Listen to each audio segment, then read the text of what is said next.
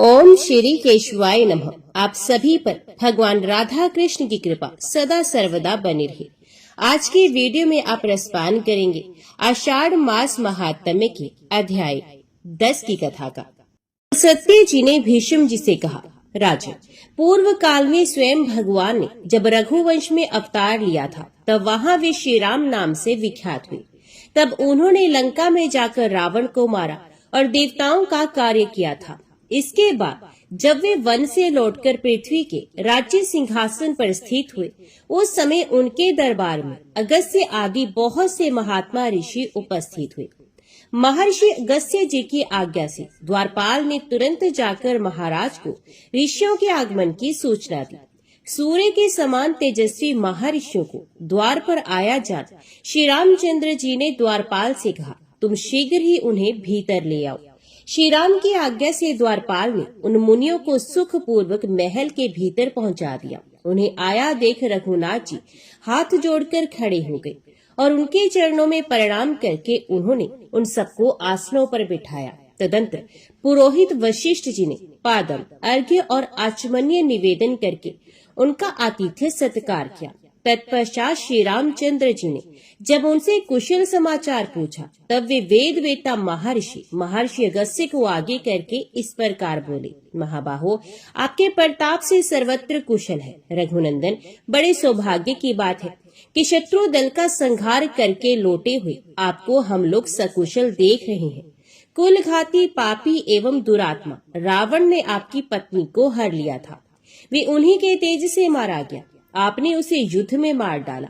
रघु सिंह, आपने जैसा कर्म किया है वैसा कर्म करने वाला इस संसार में दूसरा कोई नहीं। राजेंद्र, हम सब लोग यहाँ आपसे वार्तालाप करने के लिए आए हैं। इस समय आपका दर्शन करके हम पवित्र हो गए।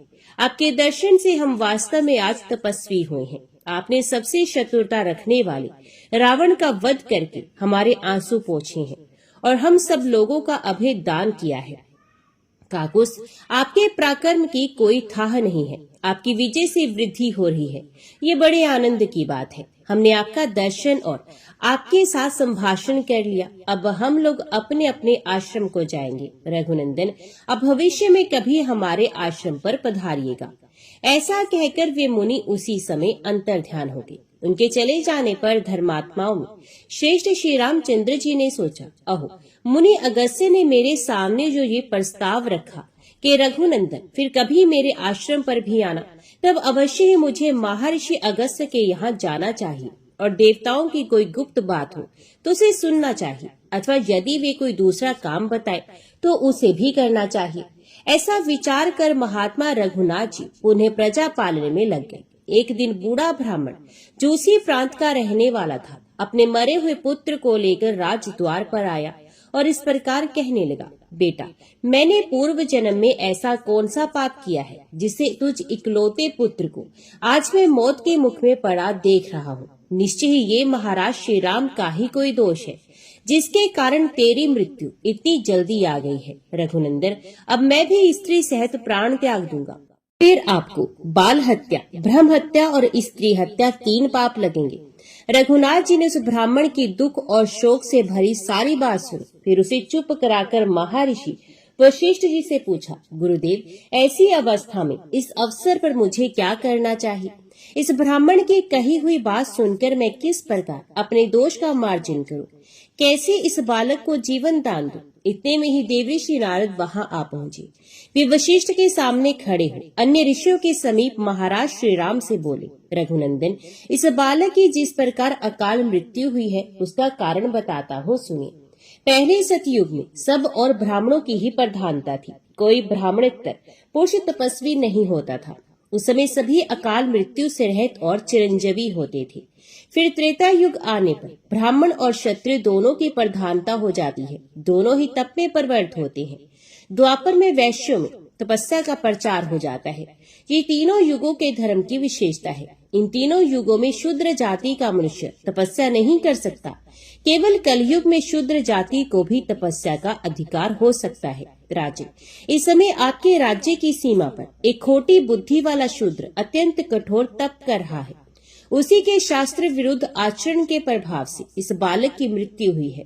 राजा के राज्य या नगर में जो कोई भी अधर्म अथवा अनुचित कर्म करता है, उसके पाप का चतुर्थ राजा के हिस्से में ही आता है। अतः श्रेष्ठ, आप अपने राज्य में घूमिए और जहाँ कहीं भी पाप होता दिखाई दे, उसे रोकने का प्रयत्न कीजिए। ऐसा करने से आपके धर्म, बल और आयु की वृद्धि होगी। साथ ही ये बालक भी जी उठेगा। नारद जी के इस कथन पर श्री रघुनाथ जी को बड़ा आश्चर्य हुआ। वे अत्यंत हर्ष में भरकर लक्ष्मण से बोले, सौम्य, जाकर उस श्रेष्ठ ब्राह्मण को सांत्वना दो और उस बालक के शरीर को तेल से भरी नाव में रखवा दो। जिस प्रकार भी उस निरपराध बालक के शरीर की रक्षा हो सके, वे उपाय करना चाहिए। उत्तम लक्षणों से युक्त सुमित्रा कुमार लक्ष्मण को इस प्रकार आदेश देकर भगवान श्री राम ने पुष्पक विमान का स्मरण किया। रघुनाथ जी का अभिप्राय जानकर इच्छा अनुसार चलने वाला वे स्वर्ण भूषित विमान एक ही मुहूर्त में उनके समीप आ पहुंचा और हाथ जोड़कर बोला, महाराज, आपका आज्ञाकारी ये दास सेवा में उपस्थित है। पुष्पक की सुंदर उक्ति सुनकर महाराज श्री राम महर्षि वशिष्ठ को प्रणाम करके विमान पर आरूढ़ हुए और धनुष, बाधा और चमचमाता हुआ खड्ग लेकर तथा लक्ष्मण और भरत को नगर का भार सौंप दक्षिण दिशा की ओर चल पड़े। दंडकारण्य के पास पहुंचने पर एक पर्वत के दक्षिण किनारे बहुत बड़ा तालाब दिखाई दिया। रघुनाथ जी ने देखा, उस सरोवर के तट पर एक तपस्वी नीचा मुंह किए लटक रहा है और बड़ी कठोर तपस्या कर रहा है। भगवान श्री राम उस तपस्वी के पास जाकर बोले, तापस, मैं दशरथ का पुत्र राम हूँ और कौतूहलवश तुमसे एक प्रश्न पूछता हूँ। मैं ये जानना चाहता हूँ, तुम किस लिए तपस्या कर रहे हो? ठीक ठीक बताओ, तुम ब्राह्मण हो या दुर्जय क्षत्रिय, तीसरे वर्ण में उत्पन्न वैश्य हो या शूद्र? तपस्या सत्य स्वरूप है और नित्य है। उसका उद्देश्य है स्वर्ग आदि उत्तम लोकों की प्राप्ति। तप सात्विक, राजस और तामस 3 प्रकार का होता है। ब्रह्मा जी ने जगत के उपकार के लिए तपस्या की सृष्टि की है। अतः परोपकार के उद्देश्य से किया हुआ तप सात्विक होता है। क्षत्रिय तेज की प्राप्ति के लिए किया जाने वाला भयंकर तप राजस कहलाता है तथा जो दूसरों का नाश करने के लिए अपने शरीर को अस्वाभाविक रूप से कष्ट देते हुए तपस्या की जाती है, वे आसुर तामस कही गई है। तुम्हारा भाव आसुर जान पड़ता है तथा मुझे ऐसा प्रतीत होता है कि तुम द्विज भी नहीं हो। अनायासी महान कर्म करने वाले श्री रघुनाथ जी के उपयुक्त वचन सुनकर नीचे मस्तक करके लटका हुआ शूद्र उसी अवस्था में बोला, राजन, आपका स्वागत है। रघुनंदन, चिरकाल के बाद मुझे आपका दर्शन हुआ है। मैं आपके पुत्र के समान हूँ। आप मेरे लिए पिता के तुल्य हैं, क्योंकि राजा तो सभी के पिता होते हैं। महाराज, आप हमारे पूजनीय हैं। हम आपके राज्य में तपस्या करते हैं, उसमें आपका भी भाग है। विधाता ने पहले से ही ऐसी व्यवस्था कर दी है। राजन, आप धन्य हैं, जिनके राज्य में तपस्वी लोग इस प्रकार सिद्धि की इच्छा रखते हैं। मैं शूद्र योनि में उत्पन्न हुआ हूँ और कठोर तपस्या में लगा हूँ। पृथ्वीनाथ, मैं झूठ नहीं बोलता, क्योंकि मुझे देवलोक प्राप्त करने की इच्छा है। मेरा नाम शंभूक है।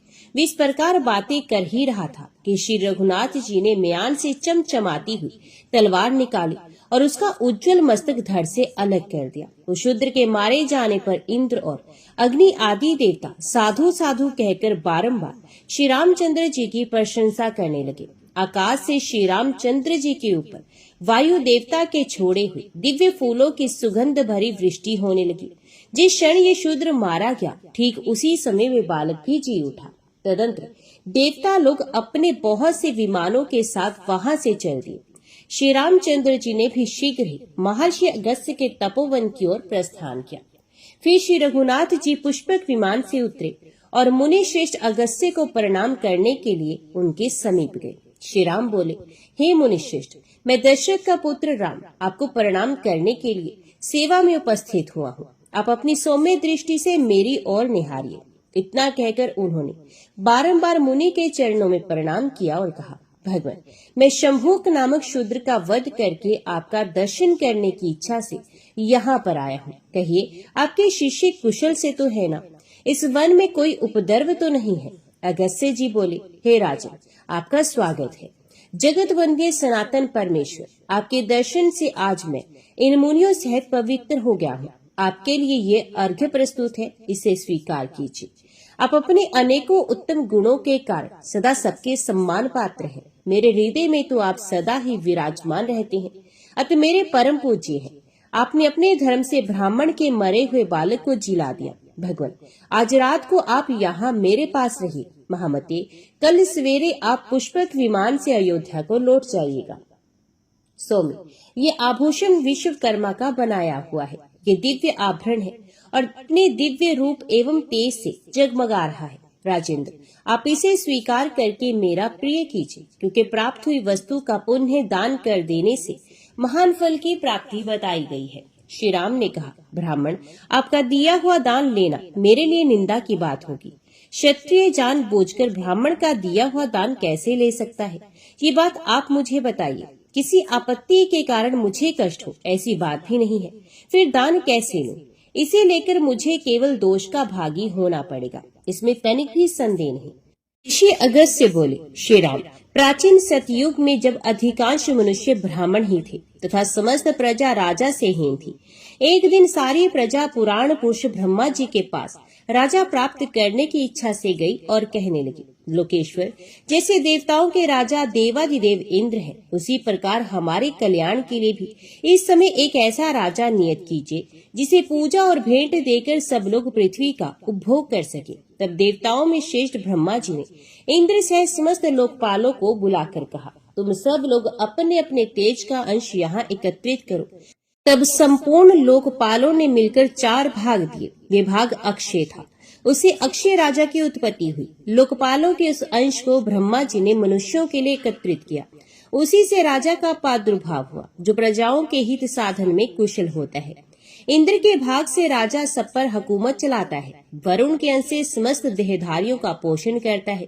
कुबेर के अंश से वे याचकों को धन देता है तथा राजा में जो यमराज का अंश है उसके द्वारा वे प्रजा को दंड देता है। रघुश्रेष्ठ, उसी इंद्र के भाग से आप ही मनुष्यों के राजा हुए हैं। इसलिए प्रभु, मेरा उद्धार करने के लिए ये आभूषण ग्रहण कीजिए।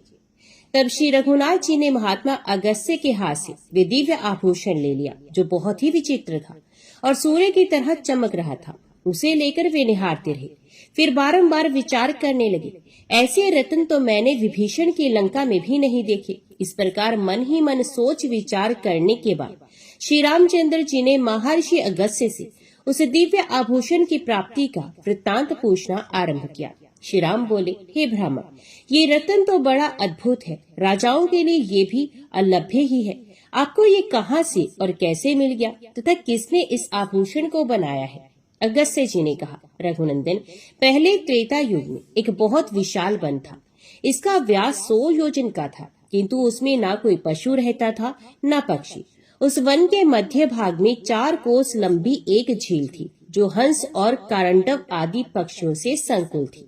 वहाँ मैंने एक बड़े आश्चर्य की बात देखी। सरोवर के पास ही एक बहुत बड़ा आश्रम था, जो बहुत पुराना होने पर भी अत्यंत पवित्र दिखाई देता था, किंतु उसमें कोई तपस्वी नहीं था और ना ही कोई जीव था।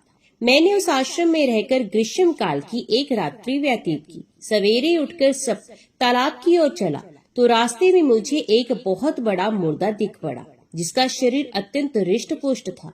मालूम होता था किसी तरुण पुरुष की लाश है। उसे देखकर मैं सोचने लगा, ये कौन है, इसकी मृत्यु कैसे हो गई तथा ये इस महान वन में आया कैसे? इन सारी बातों का मुझे अवश्य पता लगाना चाहिए। मैं खड़ा खड़ा यही सोच रहा था कि इतने में आकाश से एक दिव्य एवं अद्भुत विमान उतरता दिखाई दिया। वे परम सुंदर और मन के समान वेगशाली था। एक ही क्षण में वह विमान सरोवर के निकट आ पहुंचा। मैंने देखा उस विमान से एक दिव्य मनुष्य उतरा और सरोवर में नहाकर उस मुर्दे का मांस खाने लगा। भरपेट उस मोटे ताजित मुर्दे का मांस खाकर वे फिर सरोवर में उतरा और उसकी शोभा निहारकर फिर शीघ्र ही स्वर्ग की ओर जाने लगा। उस शोभा संपन्न देवों पर पुरुष को ऊपर जाते देख मैंने कहा, स्वर्गलोक के निवासी महाभाग, तनिक ठहरो, मैं तुमसे एक बात पूछता हूँ। तुम्हारी ये कैसी अवस्था है? तुम कौन हो? देखने में तो तुम देवता के समान जान पड़ते हो, किंतु तुम्हारा भोजन बहुत ही घृणित है। सौम्य, ऐसा भोजन क्यों करते हो और कहाँ रहते हो? रघुनंदन, मेरी बात सुनकर उस स्वर्गवासी पुरुष ने हाथ जोड़कर कहा, विप्रवर, मेरा जैसा वृत्तांत है उसे आप सुनिए। पूर्व काल की बात है। विदर्भ देश में मेरे पिता राज्य करते थे। वे वसुदेव के नाम से त्रिलोकी में विख्यात और परम धार्मिक उनके 2 स्त्रियां थी। उन दोनों से एक एक करके 2 पुत्र हुए। मैं उनका ज्येष्ठ पुत्र था। लोग मुझे श्वेत कहते थे। मेरे छोटे भाई का नाम सूरत था। पिता की मृत्यु के बाद पूर्ववासियों ने विदर्भ देश के राज्य पर मेरा अभिषेक कर दिया। तब मैं वहां पूर्ण सावधानी के साथ राज्य संचालन करने लगा। इस प्रकार राज्य और प्रजा का पालन करते मुझे कई हजार वर्ष व्यतीत हुए। एक दिन किसी निमित्ति को लेकर मुझे प्रबल वैराग्य हो गया और मैं मरण पर्यंत तपस्या का निश्चय करके इस तपोवन में चला आया। राज्य पर मैंने अपने भाई महारथी सुर्त का अभिषेक कर दिया था। फिर सरोवर पर आकर मैंने अत्यंत कठोर तपस्या आरंभ की। 80,000 वर्षों तक इस वन में मेरी तपस्या चालू रही। उसके प्रभाव से मुझे भुवनों में सर्वश्रेष्ठ कल्याण में ब्रह्मलोक की प्राप्ति हुई। किंतु वहां पहुंचने पर मुझे भूख और प्यास अधिक सताने लगी। मेरी इंद्रियां तिलमिला उठी।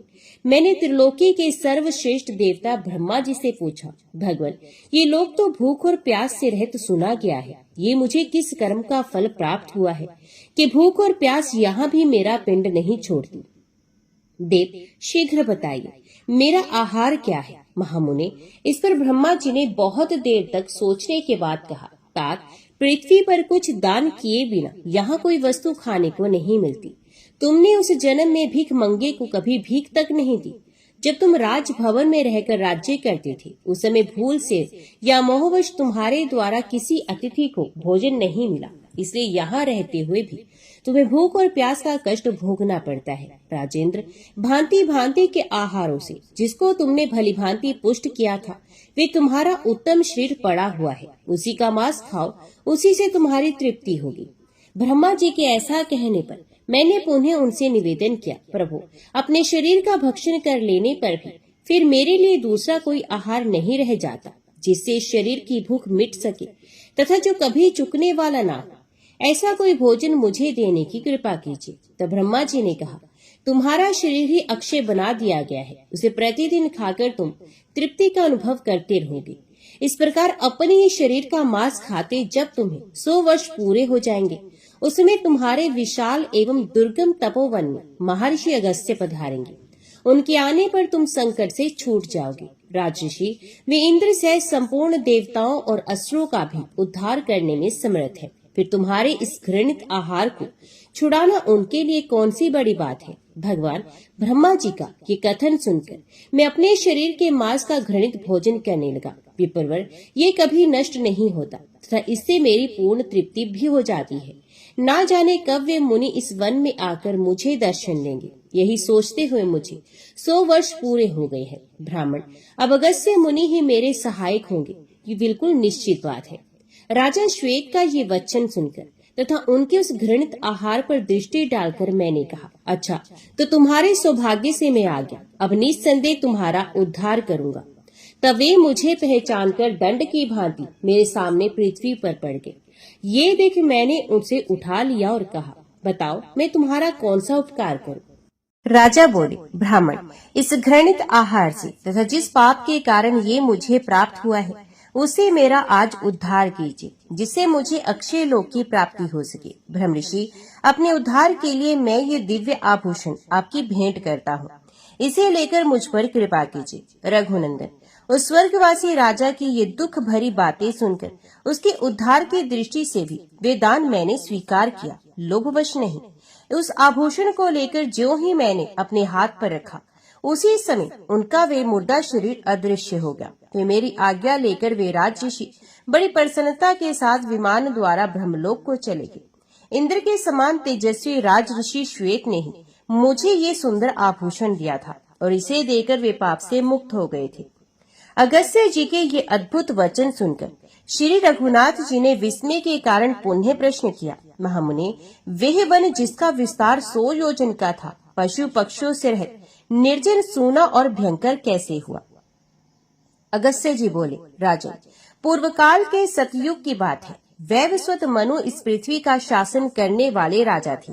उनके पुत्र का नाम इक्ष्वाकु था। इक्ष्वाकु बड़े ही सुंदर और अपने भाइयों में सबसे बड़े थे। महाराज उनको बहुत मानते थे।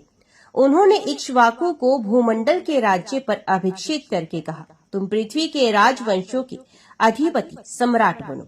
रघुनंदन, बहुत अच्छा कहकर इक्ष्वाकु ने पिता की आज्ञा स्वीकार की। तब वे अत्यंत संतुष्ट होकर बोले, बेटा अब तुम दंड के द्वारा प्रजा की रक्षा करो, किंतु दंड का अकारण प्रयोग ना करना। मनुष्यों के द्वारा अपराधियों को जो दंड दिया जाता है वे शास्त्रीय विधि के अनुसार उचित अवसर पर प्रयुक्त होने पर राजा को स्वर्ग में ले जाता है। इसलिए महाबाहो, तुम दंड के समुचित प्रयोग के लिए सदा सचेष्ट रहना। ऐसा करने पर संसार में तुम्हारे द्वारा अवश्य परम धर्म का पालन होगा। इस प्रकार एकाग्र चित्त से अपने पुत्र इक्ष्वाकु को बहुत से उपदेश दी महाराज मनु बड़ी प्रसन्नता के साथ ब्रह्मलोक को सिधार गए। तत्पश्चात राजा इक्ष्वाकु को ये चिंता हुई कि मैं कैसे पुत्र उत्पन्न करूं। इसके लिए उन्होंने नाना प्रकार के शास्त्रीय कर्म यज्ञ यज्ञादि किए और उनके द्वारा राजा को अनेकों पुत्रों की प्राप्ति हुई। देव कुमार के समान तेजस्वी राजा इक्ष्वाकु ने पुत्रों को जन्म देकर पितरों को संतुष्ट किया। रघुनंदन, इक्ष्वाकु के पुत्रों में जो सबसे छोटा था वे गुणों में सबसे श्रेष्ठ था। वे शूर और विद्वान तो था ही, प्रजा का आदर करने के कारण सबकी विशेष गौरव का पात्र हो गया था। उसके बुद्धिमान पिता ने उसका नाम दंड रखा और विंध्य गिरी के 2 शिखरों के बीच में उसके रहने के लिए एक नगर दे दिया। उस नगर का नाम मधुमत था। धर्मात्मा दंड ने बहुत वर्षों तक वहाँ का अकंटक राज्य किया। तदंतर एक समय जबकि चारों ओर चैत्र मास की मनोरम छटा छा रही थी, राजा दंड भार्गव मुनि के रमणीय आश्रम के पास गया। वहां जाकर उसने देखा भार्गव मुनि की परम सुंदरी कन्या, जिसके रूप की कहीं तुलना नहीं थी, वन में घूम रही है। उसे देखकर राजा दंड के मन में पाप का उदय हुआ और वे काम बाण से पीड़ित हो कन्या के पास जाकर बोला, सुंदरी, तुम कहाँ से आई हो? शोभामयी, तुम किसकी कन्या हो? मैं काम से पीड़ित होकर तुमसे ये बातें पूछ रहा हूँ। वरारोही, मैं तुम्हारा दास हूँ। सुंदरी, मुझ भक्त को अंगीकार करो। अर्जा बोली, राजेंद्र, आपको मालूम होना चाहिए कि मैं भार्गव वंश की कन्या हूँ। पुण्य आत्मा शुक्राचार्य की मैं ज्येष्ठ पुत्री हूँ। मेरा नाम अर्जा है। पिताजी इस आश्रम पर ही निवास करते हैं। महाराज, शुक्राचार्य मेरे पिता हैं और आप उनके शिष्य हैं, अतः धर्म के नाते मैं आपकी बहन हूँ। इसलिए आपको मुझसे ऐसी बात नहीं कहनी चाहिए। यदि दूसरे कोई दुष्ट पुरुष भी मुझ पर कुदृष्टि करे तो आपको सदा उनके हाथ से मेरी रक्षा करनी चाहिए। मेरे पिता बड़े क्रोधी और भयंकर हैं। वे अपने शाप से आपको भस्म कर सकते हैं। अतराज, आप मेरे महातेजस्वी पिता के पास जाइए और धर्म अनुकूल बर्ताव के द्वारा उनसे मेरे लिए याचना कीजिए, अन्यथा इसके विपरीत आचरण करने पर आप पर महान एवं घोर दुख आ पड़ेगा। मेरे पिता का क्रोध उभर जाने पर वे समूची त्रिलोकी को भी जलाकर खाक कर सकते हैं। दंड बोला, सुंदरी, तुम्हें पा लेने पर चाहे मेरा वध हो जाए अथवा वध से भी महान कष्ट भोगना पड़े, मुझे स्वीकार है। भीरू, मैं तुम्हारा भक्त हूँ, मुझे स्वीकार करो। ऐसा कहकर राजा ने उस कन्या को बलपूर्वक बाहुपाश में कस लिया और उस एकांत वन में, जहाँ से कहीं आवाज भी नहीं पहुँच सकती थी, उसे वहाँ ले गया। बेचारी अबला उसकी भुजाओं से छूटने के लिए बहुत छटपटाई, परंतु फिर भी उसने स्वेच्छानुसार उसके साथ भोग किया। राजा दंड वे अत्यंत कठोरतापूर्ण और महाभयानक अपराध करके तुरंत अपने नगर को चल दिया तथा भार्गव कन्या अर्जा दीन भाव से रोती हुई अत्यंत उद्गिन हो आश्रम के समीप अपने देवतुल्य पिता के पास चले आई। उसके पिता अमित तेजस्वी देवर्षि शुक्राचार्य सरोवर पर स्नान करने गए थे। स्नान करके वे 2 ही घड़ी में शिष्यों सहित आश्रम पर लौट आए। आश्रम पर आकर उन्होंने देखा अर्जा की दशा बड़ी दयनीय है। वे धूल में सनी हुई है। तुरंत ही सारा रहस्य उनके ध्यान में आ गया। फिर तो शुक्र को बड़ा क्रोध हुआ। वे तीनों लोगों को दग्ध सा करते हुए अपने शिष्यों को सुनाकर बोले, धर्म के विपरीत आचरण करने वाले अदूरदर्शी दंड के ऊपर प्रज्वलित अग्निशिखा के समान भयंकर विपत्ति आ रही है। तुम सब लोग देखना, ये खोटी बुद्धि वाला पापी राजा अपने देश, भृत्य, सेना और वाहन सहित नष्ट हो जाएगा। उसका राज्य 100 योजन लंबा चौड़ा है। उसे समूचे राज्य में इंद्रधूल की बड़ी भारी वर्षा करेंगे। उस राज्य में रहने वाले स्थावर जंगम जितने भी प्राणी हैं, उन सब का उस धूल की वर्षा से शीघ्र ही नाश हो जाएगा। जहाँ तक दंड का राज्य है, वहाँ तक के उपवनों और आश्रमों में अकस्मात 7 रात तक धूल की वर्षा होती रहेगी। क्रोध से संतप्त होने के कारण इस प्रकार शाप दे महर्षि शुक्र ने आश्रमवासी शिष्यों से कहा, तुम लोग यहाँ रहने वाले सब लोगों को इस राज्य की सीमा से बाहर ले जाओ। उनकी आज्ञा पाते ही आश्रमवासी मनुष्य शीघ्रता पूर्वक उस राज्य से हट गए और सीमा से बाहर जाकर उन्होंने अपने डेरे डाल दिए। तदंतर शुक्राचार्य अर्जा से बोले, और नीच बुद्धि वाली कन्या, तू अपने चित्त को एकाग्र करके सदा इस आश्रम पर ही निवास कर। ये 4 कोस के विस्तार का सुंदर शोभा संपन्न सरोवर है। अर्जित, तू रजोगुण से रह सात्विक जीवन व्यतीत करती हुई 100 वर्षों तक यहीं रहे। महर्षि का ये आदेश सुन रज्जा ने तथास्तु कहकर उनकी आज्ञा स्वीकार की। उस समय वे बहुत ही दुखी हो रही थी। शुक्राचार्य ने कन्या से उपयुक्त बात कहकर वहां से दूसरे आश्रम के लिए प्रस्थान किया। ब्रह्मवादी महर्षि के कथन अनुसार विंध्यगिरी के शिखरों पर फैला हुआ राजा दंड का समूचा राज्य 1 सप्ताह के भीतर ही जलकर खाक हो गया। तब से ये विशाल वन दंडकारण्य कहलाता है। रघुनंदन, आपने जो मुझसे पूछा था वे सारा प्रसंग मैंने कह सुनाया। अब संध्या उपासन का समय बीता जा रहा है। ये महर्षिगण सब और जल से भरे घड़े लेकर अर्घ्य दे भगवान सूर्य की पूजा कर रहे हैं। आप भी चलकर संध्या वंदन कीजिए। ऋषि की आज्ञा मानकर श्री रघुनाथ जी संध्या उपासन करने के लिए उस पवित्र सरोवर के तट पर गए। तदंतर आचमन एवं साय संध्या करके श्री रघुनाथ जी महात्मा कुंभज के आश्रम में गए। वहां उन्होंने बड़े आदर के साथ अधिक गुणकारी फल मूल तथा रसीले साग भोजन के लिए अर्पण किए। नरश्रेष्ठ श्री राम ने बड़ी प्रसन्नता के साथ उस अमृत के समान मधुर भोजन का भोग लगाया और पूर्ण तृप्त होकर रात्रि में वही शयन किया। सवेरे उठकर उन्होंने अपना नित्य क्रम किया और वहां से विदा होने के लिए महर्षि के पास गए। वहां जाकर उन्होंने मुनि को प्रणाम किया और कहा, ब्राह्मण, अब मैं आपसे विदा होना चाहता हूँ। आप आज्ञा देने की कृपा करें। महामुने, आज मैं आपके दर्शन से कृतार्थ और अनुग्रहित हुआ हूँ। श्री रामचंद्र जी के ऐसे अद्भुत वचन कहने पर तपस्वी अगस्त्य जी ने अत्यंत प्रसन्न होकर कहा, श्री राम, कल्याण में अक्षरों से युक्त आपका ये वचन बड़ा ही अद्भुत है। रघुनंदन, ये संपूर्ण प्राणियों को पवित्र करने वाला है। जो मनुष्य आपको 2 घड़ी भी देख लेते हैं वे समस्त प्राणियों में पवित्र हैं और देवता कहलाते हैं। रघुश्रेष्ठ, आप समस्त देहधारियों के लिए परम पावन है। आपका प्रभाव ऐसा ही है, जो लोग आपकी चर्चा करेंगे उन्हें भी सिद्धि प्राप्त होगी। आप इस मार्ग से शांत एवं निर्भय होकर जाइए और धर्म पूर्वक राज्य का पालन कीजिए, क्योंकि आप ही इस जगत के एकमात्र सहारे हैं। महर्षि के ऐसा कहने पर महाराज श्री रामचंद्र जी ने हाथ जोड़कर उन्हें प्रणाम किया तथा अन्यान्य मुनिवरों को, जो सबके सब तपस्या के धनी थे, उन सबको भी सादर अभिवादन करके वे शांत भाव से स्वर्ण भूषित पुष्कर विमान पर चढ़ गए। यात्रा के समय मुनिगणों ने सब ओर से उन पर आशीर्वादों की वर्षा की। समस्त पुरुषार्थों के ज्ञाता श्री रघुनाथ जी दोपहर होते होते अयोध्या में पहुंचकर 7वीं ड्योढ़ी पर उतरे। तत्पश्चात उन्होंने इच्छानुसार चलने वाले उस परम सुंदर पुष्पक विमान को विदा कर दिया। फिर महाराज ने द्वारपालों से कहा, तुम लोग फुर्ती से जाकर भरत और लक्ष्मण को मेरे आगमन की सूचना दो और उन्हें अपने साथ ही ले आओ। विलंब मत करो। द्वारपाल आज्ञा के अनुसार जाकर दोनों कुमारों को बुला ले आए और श्री रघुनाथ जी अपने प्रिय बंधु भरत और लक्ष्मण को देखकर बड़े प्रसन्न हुए और उन्हें छाती से लगाकर बोले, मैंने ब्राह्मण के शुभ कार्य का यथावत संपादन किया है। अब मैं प्रतिमा स्थापन, देवालय निर्माण आदि पूर्ण धर्म का अनुष्ठान करूंगा।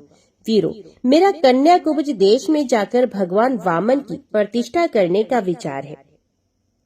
भीष्म जी ने पूछा, ब्रह्मर्षि, श्री रामचंद्र जी ने कन्याकुब्ज देश में भगवान श्री वामन की प्रतिष्ठा किस प्रकार की? उन्हें श्री वामन जी का विग्रह कहाँ प्राप्त हुआ? इन सब बातों का विस्तार के साथ वर्णन कीजिए। भगवान श्री रामचंद्र जी के कीर्तन से संबंध रखने वाली कथा बड़ी ही मधुर, पावन तथा मनोरम होती है। आपने जो ये कथा सुनाई है उससे मेरे हृदय और कानों को बड़ा सुख मिला है। सारा संसार भगवान श्री राम को प्रेम और अनुराग से देखता है। वे बड़े ही धर्मज्ञ थे। वे जब पृथ्वी का राज्य करते थे उस समय सभी वृक्ष फल और रस से भरे रहते थे। पृथ्वी बिना जोते ही अन्न देती थी उन महात्मा का इस भूमंडल पर कोई शत्रु नहीं था। अतः मुनिवर, मैं उन भगवान श्री रामचंद्र जी का सारा चरित्र सुनना चाहता हूँ। पुलस्त्य जी बोले, महाराज, धर्म के मार्ग पर स्थित रहने वाले श्री रामचंद्र जी ने कुछ काल के पश्चात जो महत्वपूर्ण कार्य किया उसे एकाग्र मन से सुनो। एक दिन श्री रघुनाथ जी मन ही मन इस बात का विचार करने लगे कि राक्षस कुल उत्पन्न राजा विभीषण लंका में रहकर सदा ही राज्य करते रहे, उसमें किसी प्रकार की विघ्न बाधा न पड़े, इसके लिए क्या उपाय हो सकता है। मुझे चलकर उन्हें हित की बात बतानी चाहिए, जिससे उनका राज्य सदा कायम रहे।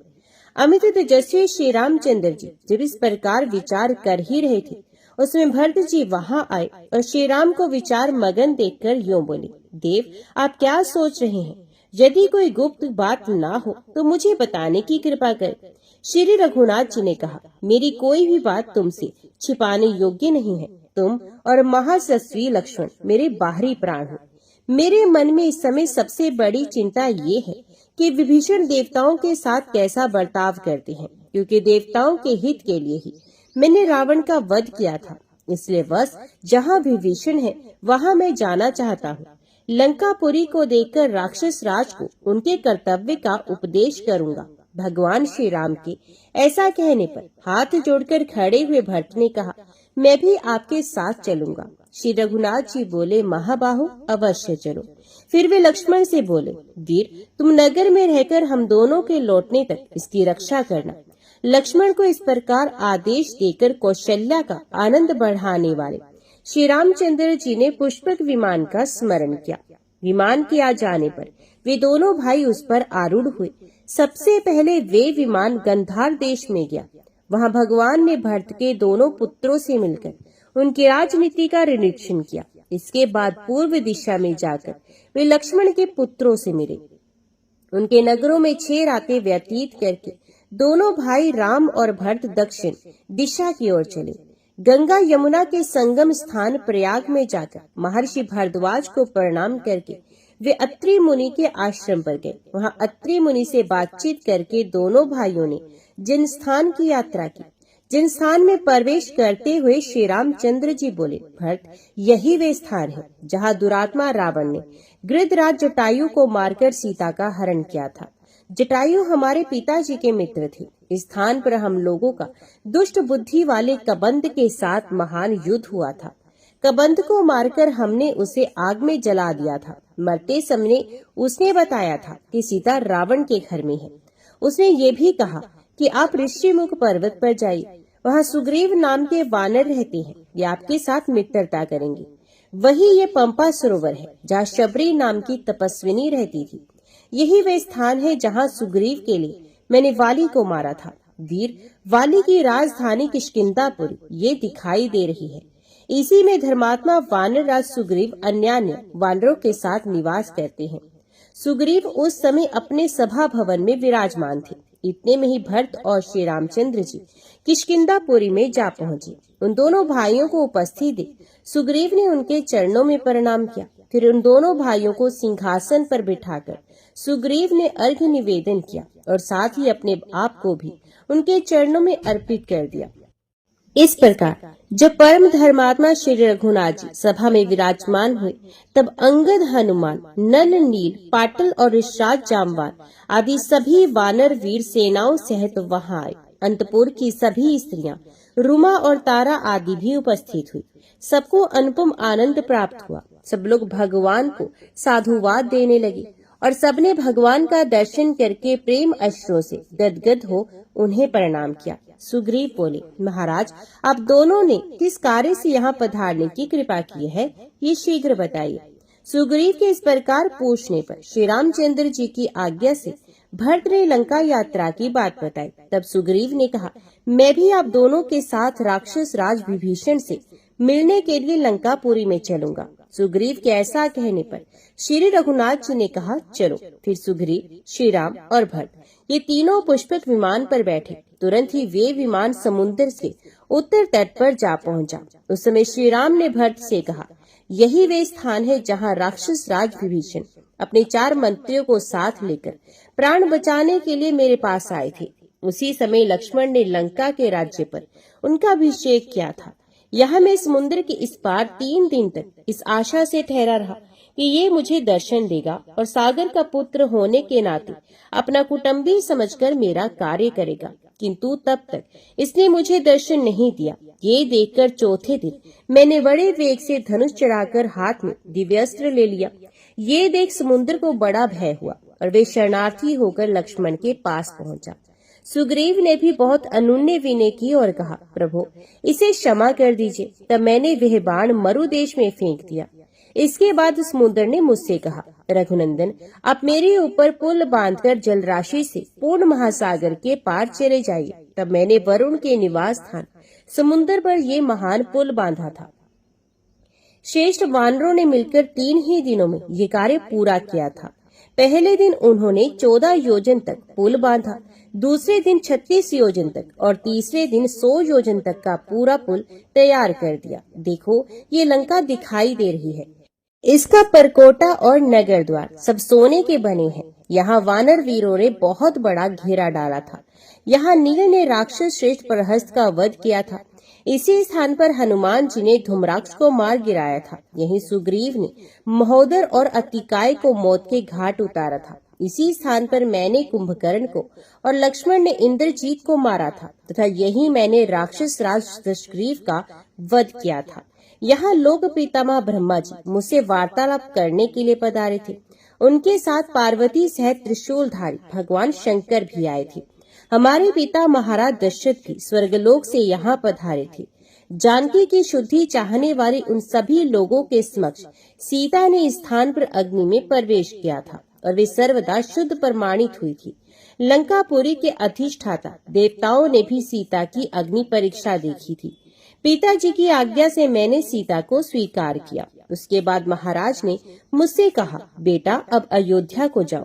श्री रामचंद्र जी जब इस प्रकार बात कर रहे थे, पुष्पक विमान वहीं ठहरा रहा। उसी समय प्रधान राक्षसों ने जो वहां उपस्थित थे तुरंत ही विभीषण के पास जा बड़े हर्ष में भरकर निवेदन किया, राक्षस राज सुग्रीव के साथ भगवान श्री रामचंद्र जी पधारे हैं। उनके साथ उन्हीं किसी आकृति वाले एक दूसरे पुरुष भी हैं। श्री रामचंद्र जी नगर के समीप आ गए हैं। ये समाचार सुनकर विभीषण ने प्रिय संवाद सुनाने वाले उन दूतों का विशेष सत्कार किया तथा उन्हें धन देकर उनके सभी मनोरथ पूर्ण किए। फिर लंकापुरी को सजाने की आज्ञा देकर विमंत्रियों के साथ बाहर निकले। मेरू पर्वत पर उदित हुए सूर्य की भांति भगवान श्री राम को विमान पर बैठे देख विभीषण ने उन्हें साष्टांग प्रणाम किया और कहा, भगवान आज मेरा जन्म सफल हुआ। मेरे सभी मनोरथ पूर्ण हो गए, क्योंकि आज मुझे आपके विश्व वंदनीय चरणों का दर्शन मिला है। इस प्रकार श्री रघुनाथ जी का अभिवादन करके वे भरत और सुग्रीव से भी गले लगकर मिले। तदंतर उन्होंने स्वर्ग से भी बढ़कर सुशोभित लंकापुरी में सबको प्रवेश कराया और सब प्रकार के रत्नों से सुशोभित रावण के जगमगाते हुए भवन में उन्हें ठहराया। जब श्री रामचंद्र जी आसन पर विराजमान हो गए, तब विभीषण ने अर्घ्य निवेदन करके हाथ जोड़कर सुग्रीव और भरत से कहा, यहाँ पधारे हुए भगवान श्री राम को भेंट करने योग्य कोई वस्तु मेरे पास नहीं है। ये लंकापुरी तो स्वयं भगवान ने ही त्रिलोकी के लिए कंटक रूप पापी शत्रु को मारकर मुझे प्रदान किए है। ये पूरी ही नहीं, ये स्त्रियां, ये पुत्र तथा स्वयं मैं, ये सब कुछ भगवान की सेवा में अर्पित है। भगवान आपको नमस्कार है, आप स्वीकार करें। तदंतर राजा विभीषण का मंत्री मंडल और लंका के निवासी श्री रामचंद्र जी के दर्शन के लिए उत्सुक होकर वहां आए और विभीषण से बोले, प्रभु हमें श्री राम जी का दर्शन करा दीजिए। विभीषण ने महाराज श्री रामचंद्र जी से उनका परिचय कराया और श्री राम की आज्ञा से भरत ने उन राक्षस पतियों के द्वारा भेंट में दिए हुए धन और रत्न राशि को ग्रहण किया। इस प्रकार राक्षस राज के भवन में श्री रघुनाथ जी ने 3 दिन तक निवास किया। चौथे दिन जब श्री रामचंद्र जी राजसभा में विराजमान थे, राजमाता कैकसी ने विभीषण से कहा, बेटा मैं भी अपनी बहुओं के साथ चलकर श्री रामचंद्र जी का दर्शन करूंगी, तुम उन्हें सूचना दे दो। ये महाभाग श्री रघुनाथ जी 4 मूर्तियों में प्रकट हुए सनातन भगवान श्री विष्णु ही है तथा परम सौभाग्यवती सीता साक्षात लक्ष्मी है। तुम्हारा बड़ा भाई उनके स्वरूप को नहीं पहचान पाया था। तुम्हारे पिता ने देवताओं के सामने पहले ही कह दिया था कि भगवान श्री विष्णु रघुकुल में राजा दशरथ के पुत्र रूप में अवतार लेंगे। वे ही दशग्रीव रावण का वध करेंगे। विभीषण बोले, माँ, तुम श्री रघुनाथ जी के समीप अवश्य जाओ, मैं पहले जाकर उन्हें सूचना देता हूँ। यो कहकर विभीषण जहाँ श्री रामचंद्र जी थे वहाँ गए और वहाँ भगवान का दर्शन करने के लिए आए हुए सब लोगों को विदा करके उन्होंने सभा भवन को सर्वदा एकांत बना दिया। फिर श्री राम के सम्मुख खड़े होकर कहा, महाराज, मेरा निवेदन सुनिए। रावण को, कुंभकर्ण को तथा मुझको जन्म देने वाली मेरी माता कैकसी आपके दर्शन करना चाहती है। आप कृपा करके उन्हें दर्शन दे। श्री राम ने कहा, राक्षस राज, तुम्हारी माता मेरी भी माता ही है। मैं माता का दर्शन करने की इच्छा से स्वयं ही उनके पास चलूंगा। तुम शीघ्र मेरे आगे आगे चलो। ऐसा कहकर वे सिंहासन से उठे और चल पड़े।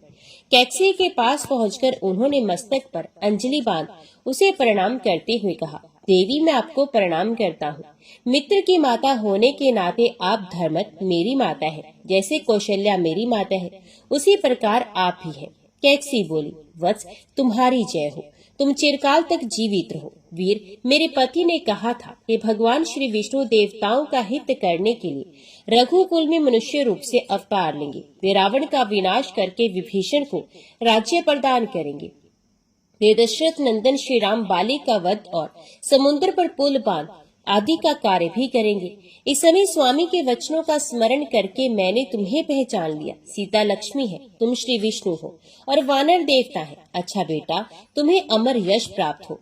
विभीषण की पत्नी सरमा ने कहा, भगवान, यही अशोक वाटिका में आपकी प्रिया श्री जानकी देवी की मैंने पूरे 1 वर्ष तक सेवा की थी। वे मेरी सेवा से यहाँ सुख पूर्वक रही हैं। परतम मैं प्रतिदिन श्री सीता के चरणों का स्मरण करती हूँ। रात दिन यही सोचती रहती हूँ कि कब उनका दर्शन होगा। आप श्री जनक नंदिनी को अपने साथी यहाँ क्यों नहीं लेते आए? उनके बिना अकेले आपकी शोभा नहीं हो रही। आपके निकट सीता शोभा पाती है और सीता के समीप आप। जब शर्मा इस प्रकार बात कर रही थी, उस समय भरत मन ही मन सोचने लगे, ये कौन स्त्री है जो श्री रघुनाथ जी से वार्तालाप कर रही है। श्री रामचंद्र जी भरत का अभिप्राय ताड़ गए। वे तुरंत ही बोले, ये विभीषण की पत्नी है, इनका नाम शर्मा है। ये सीता की प्रिय सखी है, ये उन्हें बहुत मानती है। इतना कहकर वे शर्मा से बोले, कल्याणी, अब तुम भी जाओ और पति के ग्रह की रक्षा करो। इस प्रकार सीता की प्यारी सखी शर्मा को विदा करके श्री राम ने विभीषण से कहा, निष्पाप विभीषण, तुम सदा देवताओं का प्रिय कार्य करना, कभी उनका अपराध न करना। तुम्हें देवराज की आज्ञा अनुसार ही चलना चाहिए। यदि लंका में किसी तरह कोई मनुष्य चला आए तो राक्षसों को उसका वध नहीं करना है, वरन मेरी ही भांति उसका स्वागत सत्कार करना चाहिए। विभीषण ने कहा, राजन, आपकी आज्ञा के अनुसार ही मैं सारा कार्य करूंगा। विभीषण जब इस प्रकार कह रहे थे, उसी समय वायु देवता ने आकर श्री राम से कहा, महाभाग, यहाँ भगवान श्री विष्णु की वामन मूर्ति है, जिसने पूर्व काल में राजा बलि को बांधा था। आप उसे ले जाएं और कन्या कुब्ज देश में स्थापित कर दें।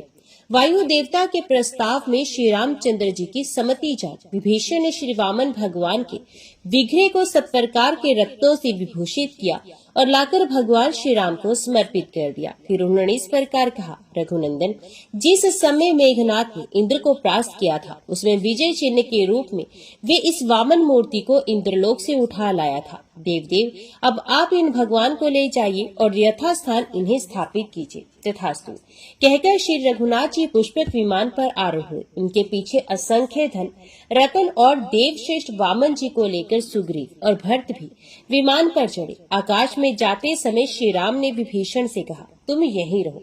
ये सुनकर विभीषण ने श्री रामचंद्र जी से कहा, प्रभु, आपने मुझे जो जो आज्ञाएं दी है उन सबका मैं पालन करूंगा। परंतु महाराज, इस सेतु के मार्ग से पृथ्वी के समस्त मानव यहाँ आकर मुझे सताएंगे। ऐसी परिस्थिति में मुझे क्या करना चाहिए? विभीषण की ऐसी बात को सुनकर श्री रघुनाथ जी ने हाथ में धनुष ले सेतु के 2 टुकड़े कर दिए। फिर 3 विभाग करके बीच का 10 योजन उड़ा दिया। उसके बाद एक स्थान पर 1 योजन और तोड़ दिया। तदंतर वेलावन वर्तमान रामेश्वर क्षेत्र में पहुंचकर श्री रामचंद्र जी ने श्री रामेश्वर के नाम से देवाधिदेव महाराज जी की स्थापना की तथा उनका विधिवत पूजन किया। भगवान रुद्र बोले, रघुनंदन, मैं इस समय यहाँ साक्षात रूप से विराजमान हूँ। जब तक ये संसार, ये पृथ्वी और ये आपका सेतु कायम रहेगा, तब तक मैं भी यहाँ स्थिरता पूर्वक निवास करूंगा। श्री राम ने कहा, भक्तों को अभेद करने वाले देवेश्वर आपको नमस्कार है। दक्ष यज्ञ का विध्वंस करने वाले गौरीपति आपको नमस्कार है। आप ही शर्व, रुद्र, भव और वर्द आदि नामों से प्रसिद्ध है, आपको नमस्कार है। आप पशुओं के स्वामी, नित्य उग्र स्वरूप तथा जटाजूट धारण करने वाले हैं, आपको नमस्कार है। आप ही महादेव, भीम और त्र्यंबकम त्रिनेत्रधारी कहलाते हैं, आपको नमस्कार है। प्रजापालक, सबके ईश्वर, भग देवता के नेत्र फोड़ने वाले तथा अंधकासुर का वध करने वाले भी आप ही हैं, आपको नमस्कार है। इस प्रकार स्तुति करने पर देवाधिदेव महादेव जी ने अपने सामने खड़े हुए श्री रामचंद्र जी से कहा, रघुनंदन आपका कल्याण हो। कमल नयन परमेश्वर, आप देवताओं के भी आराध्य देव और सनातन पुरुष हैं। न रूप में छिपे हुए साक्षात नारायण है, इसमें तनिक भी संदेह नहीं। देवताओं का कार्य सिद्ध करने के लिए ही आपने अवतार ग्रहण किया था, सो अब इस अवतार का सारा कार्य आपने पूर्ण कर दिया है।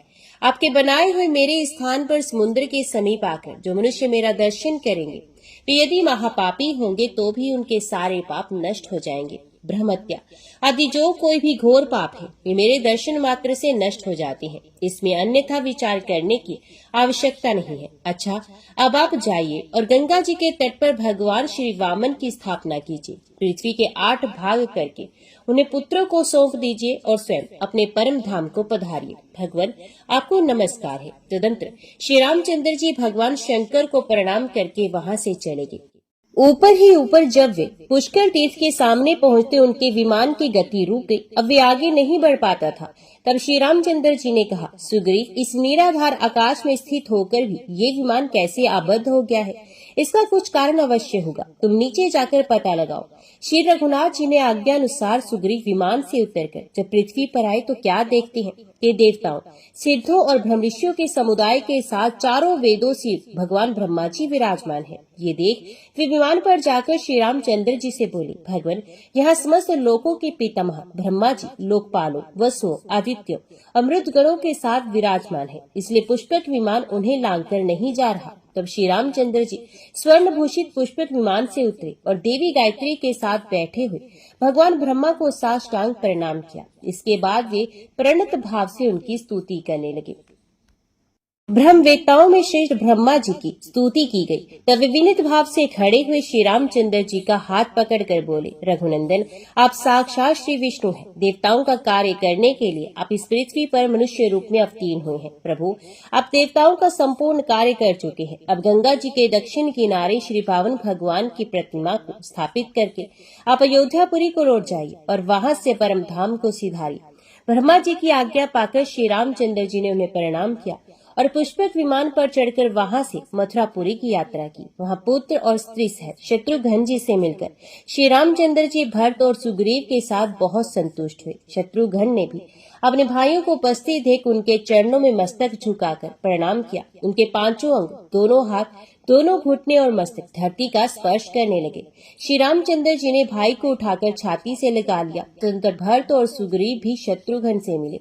जब श्री रामचंद्र जी आसन पर विराजमान हुए तब शत्रुघ्न ने फुर्ती से अर्घ्य निवेदन करके सेना मंत्री आदि 8 अंगों से युक्त अपने राज्य को उनके चरणों में अर्पित कर दिया। श्री रामचंद्र जी के आगमन का समाचार सुनकर समस्त मथुरावासी, जिनमें ब्राह्मणों की संख्या अधिक थी, उनके दर्शन के लिए आए। भगवान ने समस्त सचिवों, वेदों के विद्वानों और ब्राह्मणों से बातचीत करके 5 दिन मथुरा में रहकर वहां से जाने का विचार किया। उस समय श्री राम ने अत्यंत प्रसन्न होकर शत्रुघ्न से कहा, तुमने जो कुछ मुझे अर्पण किया है वे सब मैंने तुम्हें वापस दिया। अब मथुरा के राज्य पर अपने दोनों पुत्रों का अभिषेक करो।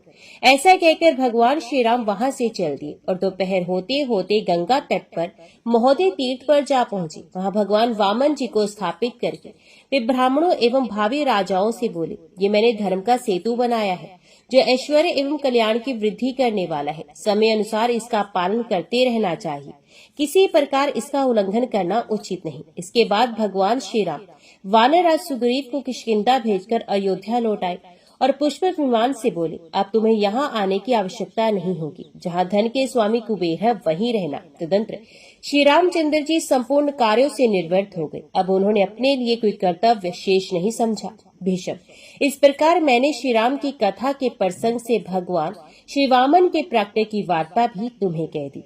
ओम नमो भगवते वासुदेवाय नमः। जय श्री राधे कृष्ण।